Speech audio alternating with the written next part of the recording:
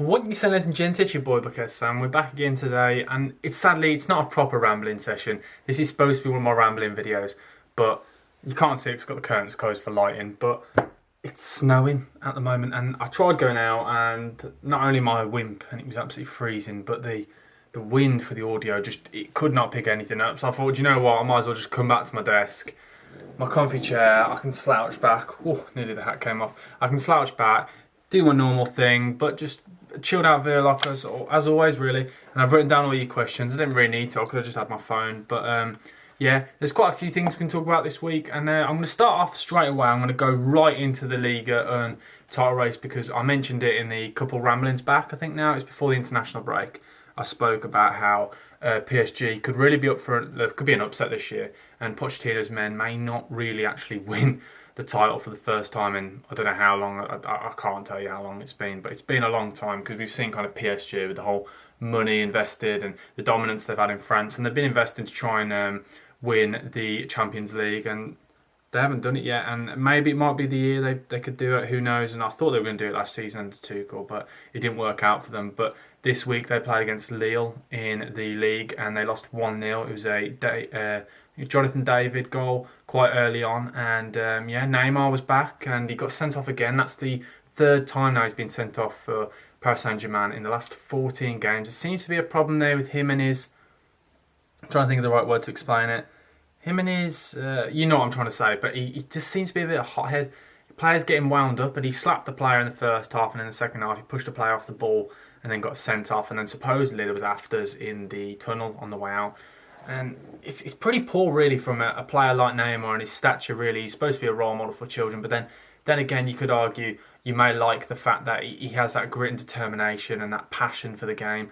You can argue either way. I'm not a fan of it personally.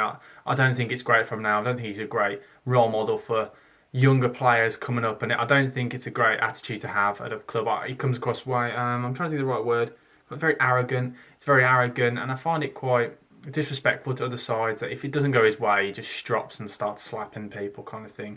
But yeah, the title race there is completely open now.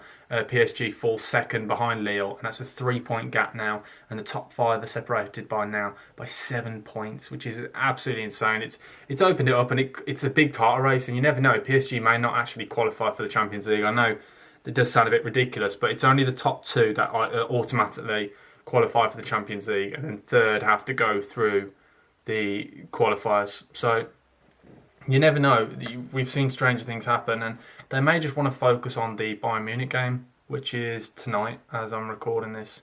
Yeah, sorry, it's not tonight, it's tomorrow night against Bayern Munich. They may want to focus on that and actually try and qualify to the Champions League next season by winning the trophy. Who knows? But I think the Ligue 1 title now is completely open. I think it's going to be absolutely unreal to watch all this unfold, and I'm looking forward to it, because as I say all the time, I'm a big fan of the league.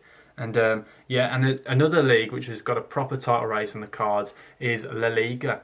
And if you asked me this about 10 games ago, I'd have said this is one of the one leagues in Europe, which was that and Man City. Atletico and Man City had both won their leagues. Atletico were 15 points clear at one point, and I don't know what has happened to them. They've been extremely inconsistent, and they lost again this weekend. And now Barcelona goes second, and Barcelona are now how many points? Barcelona are now... let me check this now, because I don't want to get this wrong. I did know this, and I did look this up, but I want to get this exactly right, because this is the problem. I don't want to say something that's slightly wrong. I want to be bang on. You know me. You know what I'm like, and you know how fussy I get. So Atletico now are first on 66 points. Barcelona second with 65 points, and Real Madrid third on 63. So it's 3 points separating the sides. And there is a huge game this weekend on Saturday. It is the El Clasico, Barcelona versus Real Madrid, and that is huge. It's huge anyway, but Real Madrid will go second if they win the game, and Barcelona will be just again at the heels of Atleti. And I think, to be honest, Atleti are starting to throw it away, and we've seen them drop out of the Champions League, which may help them. It may give them more of a focus on the league, but they've really struggled in recent weeks. The form's dropped, and I still can't put my finger on what it is.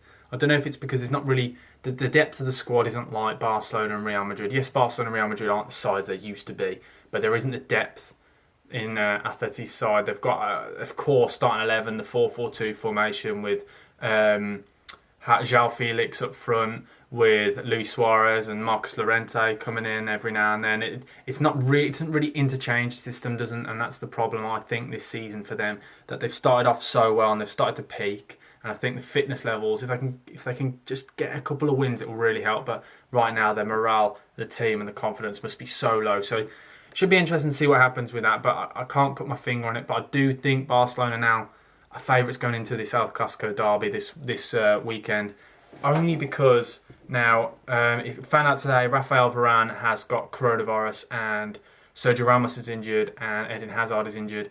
And Real Madrid in recent weeks and in recent months, Zinedine Zidane has changed to a 3 at the back style. And the two best defenders in that team are Sergio Ramos and Rafael Varane, and both of them will be out for this game, which I think is a huge miss. And not only that, they're playing tonight against Liverpool, and that's a tough run out for them anyway. And Barcelona are out of the cup, so they get a full week's rest going into this game. So I'd be worried if I was a Real Madrid fan, and I think Barcelona will just about edge this game. But I think it'll be a brilliant game. I'm definitely going to be watching it, and depending on what it is, a lot of people keep asking me to do little videos after, like 2-minute videos after, just do a little bit of a tactical analysis after the game or a match reaction. I don't know. I've never done that kind of stuff. We'll see how I feel about it, or maybe even watch-alongs. I've had a lot of people ask me to do watch-alongs, and I'm flirting with the idea. Who knows? I don't know whether I'd be comfortable enough to sit in front of a full game and watch and have to talk constantly. We'll see, but that would be a brilliant game to have done that for. But we'll have to wait and see. And the biggest thing in that whole weekend as well is not only is there a El Clasico, Atleti have got a huge game playing against Real Betis, who are 5th in the league. So it's big. It's big this weekend. It'll all unfold in La Liga. I think Atleti will beat Real Betis this weekend. Just about. I'm going to go for like a 1-0 win or something. A proper Diego Simeone old style win. And I think Barcelona will absolutely annihilate Real Madrid, because Barcelona now are the only team in all of Europe's top divisions who are unbeaten in 2021. And I think they'll carry this on, as in the leagues. I know they lost in the Champions League, but I do think they're going to get a win here. And I'm going to go for a Barcelona 3-1 win. And I think that'll just give them momentum to just carry on nipping at Atleti's heels. It's 1 point the difference, and it'll carry on. And we'll have to wait and see. But those are the two big leagues at the moment that have got the big title races going on, because in the Premier League there's no title race, and I don't think in Italy anymore. I think Inter Milan have kind of run away with it, and Juventus, wow, where do I start with Juventus this season? They're 4th in the league, and they're playing this weekend against Napoli, who are 5th, and the two sides are joint on points, separated by a goal difference. An absolutely huge game. Juventus need to stay in that top 4, because if they don't, then they don't qualify for the Champions League. Absolutely mad, isn't it? Juventus potentially not being able to qualify for the Champions League. It's absolutely insane, and I can't get my head around it, because when you think of Juventus in recent years, it's one of those consistent sides that you know are going to get quite far in the competition, but they're not going to win it. And they've got some brilliant players, a very experienced squad, but it's Pirlo, and I think they're going through a transition. Yes, I think it's some of the older players, they're trying to feed them out, and I think it's not as easy as you think, and we've seen it with clubs in England, with the likes of Man United, when they've had that transition of the older players coming out and new youth players coming through. But wait and see. That's another big game to watch out for this weekend. That's one I would definitely tell anyone to watch, because if there's one thing about Napoli always just put on a performance. They'll either concede 5 or score 5. So I'm predicting there's going to be goals there now, and you watch now, it'll be a 0-0 draw. But I'm telling you, give it a watch. You never know. I think that'll be an absolutely brilliant game. But yeah, now let's go into the questions, because that's enough of the European leagues. I'm not going to talk about the Champions League, because I did a video on that last night. So I won't talk about the Champions League, but I cannot wait for tonight. Some juicy fixtures, aren't there? Anyway, who is winning the Champions League? Oh, that's quite funny. I've just said that now. That is from Josh Horsfield. Now, Josh, thank you for the questions, because I always see your questions and I always answer them. Now, Josh, this is a tough question. I think when you get to the quarter-final and you look at the kind of squads that the teams that are in there and the squads that are in there, it's kind of other than Porto, again, are a good side, but there's not really much domestic success going on for them this season. I think the rest of the teams there are the best teams in Europe, like up there with the best. Obviously, there's some teams that haven't made it, but I think all of them could win it. Potentially, I think the favourites really are Man City, Bayern Munich and PSG. Liverpool and Real Madrid. That's that's literally just, I've basically named everyone there. Some big sides still left in the competition, and what will really be showing is how some of the big teams like PSG really take on this game. Because obviously I've just mentioned with what's going on with the league with them this season. So who knows? If I'm gonna name one team right now, I don't think Man City will do it. I don't think they're going to do a quadruple, because the problem is with Man City, I think it's a whole psychological thing, as I mentioned before. And it's quite a big barrier to get over. That the fact that they've never got so far in the competition, they've not got past the semi-final. I think that's too much of a stumbling block, and I think they're going to struggle. I think they're going to beat Dortmund, but I think they're going to struggle after that. But I'm going to say either... Do you know what? This is a really left field shout, and I may look really stupid in times to come, but I think Liverpool, because I think Liverpool haven't really got to focus on the league, and I think they're proper outside, and everyone's really starting to shrug them off a bit and just say, no, there's no chance. But with Liverpool, when you look at the squad, they've got an absolutely insane squad. Not only that they've got Diego Jota. I need to stop making that pun. Diego Jota. It's not that funny, is it really? But he's been absolutely insane at the moment. He's for Liverpool this season in all competitions. He's getting a goal contribution every 98 minutes. That's not far off Messi and Ronaldo's level at some points last season, which is crazy. And I think they're going to really step it up. I'm convinced Liverpool are going to put in some really good form after Arsenal win, because we saw the system they can play when they say Alexander-Arnold, bomb on. Alexander-Arnold's looking like his old self, putting in those absolutely insane crosses. And it kind of went to a 4-2-4 formation against Arsenal. And I think if they play that against Real Madrid tonight, or even in the next day, I think they could dominate them, because Liverpool, at the end of the day, yes, their form hasn't been great, but their team is different gravy. The depth of the squad is next to none. Like they're gonna. Do you know what? Liverpool. There's my team. We're gonna win it. I think it's a bit left field shout, but I'm backing them. And anyway, let's go on to the next question from Ollie G 2003. Oh, that rhymes. I like that. Ollie G 2003. Anyway, he has asked me Haaland's price tag and where he's going to be going this summer, and do I think he's worth it? Ollie, absolutely brilliant question, and I think Haaland is one of the best youth players. Him and Mbappe, everyone keeps comparing them. Stop comparing them, as I've said it before. It's like the whole Messi and Ronaldo thing. Let's not compare, let's just feel blessed that we've got two absolutely insane players who are fit, playing at two brilliant clubs in Europe. But Haaland, I think he's going to go for around 150 million if he goes this summer. But I think he's got a release clause that can be activated next summer. So we'll wait and see for that. I don't think he'll go this summer. I think he'll go next summer potentially. Who knows? It depends if a club can put up 150 million. I know I read online somewhere it's around 120 million release clause next summer, but they want 150 million now. And the problem for me, the worst part, is I saw Simon Jordan at TalkSport do a tweet about, and I'm not using Twitter as a source of information. I did read it further on this, but I originally came across it on Twitter. The fees, it'd be 150 million, but in that 150 million, there's a 30 million pound agent fee for Mino. I'm not even going to try and say it. Mino Raiola, you know him, and then his dad as well as his agent. He wants 20 million, and then they want a 20 million pound signing fee, which I think is just. Something needs to be put in place in transfers, because that is 70 million just on fees before the actual player. That's just on player fees, signing fees, agent fees. I think it's disgusting. I think the FA or UEFA or even FIFA need to get involved with this, because it's a big problem we've seen with the likes of the big players who get super agents, and the super agents are really kind of screwing over clubs, and that's something that needs to be looked at. But anyway, I can do a video about that in the future.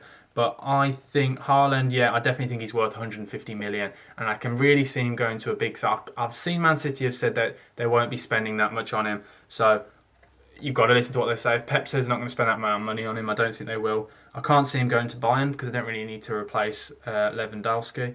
I can't see PSG plucking up that much money, because they've spent too much anyway. I think they'd only do it if Neymar left, which he keeps flirting with Barcelona. So I think he'll go next summer, and I think he'll go for 150 million. And I could see him at potentially a Barcelona if they sort out their money problems and their transfer deficits at the moment, and all of their financial difficulties, or a Real Madrid. Who knows? Just got to wait and see. But I definitely think he's worth it. I can't see him going to Man United. I don't think that'll ever happen. And the next question: who's getting relegated from the Championship? And that's from Chris. Oh, Chris, what a brilliant question.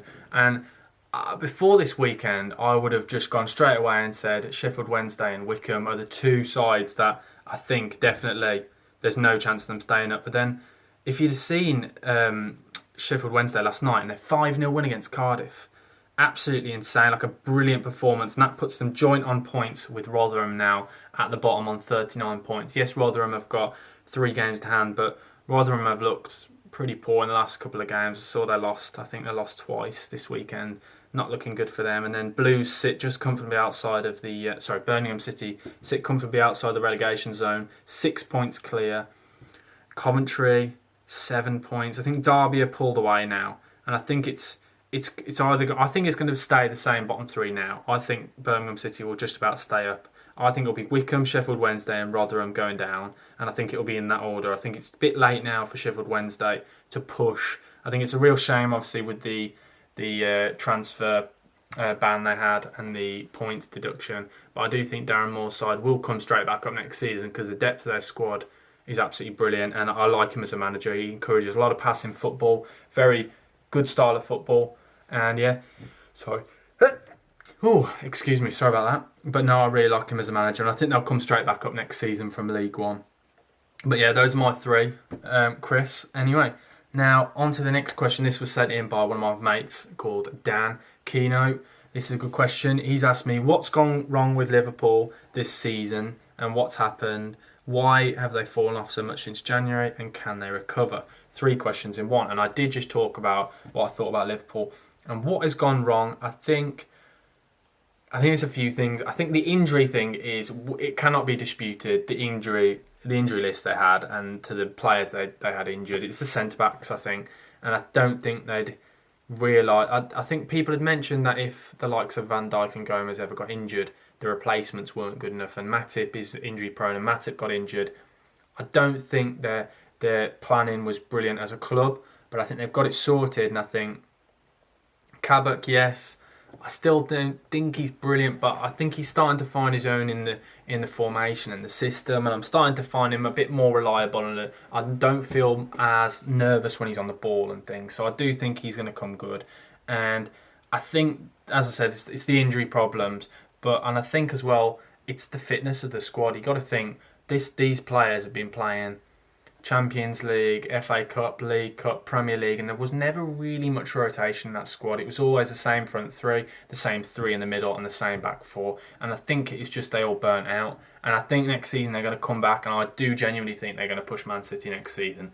I'm very hopeful for Liverpool, and as I said, with Diego Jota, I'm really looking forward to what they could be doing next season, because I absolutely love the player, and I think he's brilliant, and I still think Firmino is a fraud, so that I think Diego Jota will really come good. And I do think what Liverpool have got, they've got a young, hungry squad, and I think they're going to bounce back, and I think they're going to bounce back hard. And I think the thing is, everyone's kind of written them off, and I think that's when that's why they'll come so hard next season. I think big pre-season break, give them time to recover, and I think they will hit next season, and they will be back to their best, because we've seen it in recent weeks, especially in the 3-0 game against Arsenal. We kind of saw the old Liverpool, the Mane, the Salah, and even Firmino. It kills me to say it, but Firmino played well in that 4-2-4 system, where it was kind of just, let's just go for it. Like, everyone go forward, and they've got Milner in the side, a bit of experience, but Thiago played absolutely unreal, and he linked up really well, because the problem for me was,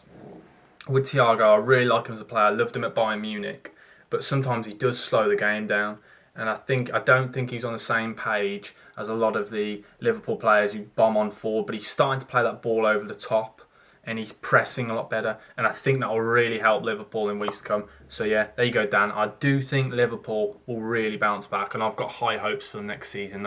I think people really need to watch out for them next season, for definite. That's not me even joking. I genuinely think Liverpool could be up for a shout, because the problem for me with Man City is, I still don't trust them defensively. I know with Ruben Diaz they've looked quite solid, but I still don't trust John Stones, and I don't think the right back, Cancelo, yes, he's brilliant going forward, but I don't think he's great defensively. Kyle Walker, still don't trust him at the right back, and they still don't have a left back really. Zinchenko was signed the Ukraine international, and he's a centre mid. He was originally signed as a number 10 to play behind the striker, and he plays left back. the club don't have a left back. Mendy can't defend and he's always injured. I honestly think if people really focused on attacking down that right hand side, on their right hand side, sorry, and then attacking the left hand side of Man City, I think they could get through, and I think people will start to see Man City's flaws next season. It's just whether teams can keep the ball against them and actually attack it and focus on that weak part of the team. But yeah, we have to wait and see. And the final question that's been sent in from, who is that? Fredo? Fredo, I'm presuming that's not your real name, I don't know. And they've asked me for my Premier League team of the season. Okay, I will quickly run through this. I have not thought about this at all, so this is going to be completely off the cuff. And we'll start in goal. Who has been the best goalkeeper? And I think it's got to be Martinez from the Villa. Third most clean sheets in the league now. That's 14. It's undisputed. So Martinez in goal, I think it was still the right decision, I think, for Arsenal to sell him, because I still do think Leno's better keeper overall, but I think Martinez has been part of a Villa side which have been very solid, and that's why I think he's played so well. I do think Leno is better, but he hasn't been this season. So Martinez in goal. Play 4 at the back. We're going to do right. We'll go to the centre back straight away. For me, everyone's going to think I'm biased because I always talk about these certain players who I absolutely love. So I'm just going to try and come up with different players. So Luke Shaw left back. I think Luke Shaw has been absolutely unreal. Like, I've loved him, and I think a lot of people have seen this season. Like, he was back to his old best, back to the old Luke Shaw that we saw at Southampton as a youth player. And I think it's kind of undisputed that he's a brilliant player, and he has been this season. And then the centre backs, I think Fofana. I think the Leicester player, the youngster, I think been absolutely brilliant. What a signing he's been. He's kind of gone under the radar a bit. He's getting into the French national squad, and hopefully, you never know, we'll see him in the Euros. I think brilliant player. Honestly, brilliant. I love him. Right back, I'm going to go Stuart Dallas. I think, as I've said before on many videos, I think he's one of the most underrated players in the Premier League. And then who am I going to go centre back? Ruben Diaz. So there's my back 4. Luke Shaw, Ruben Diaz, Fofana, Stuart Dallas. This is a bit left field. I'm trying to think of players that don't get the mentions that I think they deserve. And then the centre mids. Who would I say for the centre mids?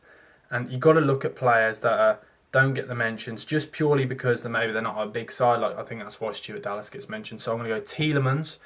Leicester, I think he's a brilliant player. Who else? Do you know what, actually? I'm going to save this. It's scrap the midfield. I'm going to do the back 4 and the goalkeepers this week. And then next week, I will focus on my midfield and have a proper think about it. But there's my back 4. Let me know who you guys think and if there's any players you think I may have missed out on, because there are so many brilliant players. And I think those back 4, I think, are the players that don't really get the mention. They're kind of underrated, if you know what I'm saying. But yeah, brilliant team.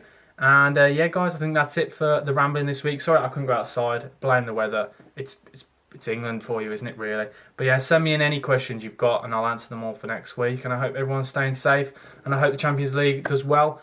Remember, watch the Liga, watch Liga Earn, watch out for Syria, and let me know what you think. Thanks, guys. Book out Sam. Over and out. Goodbye.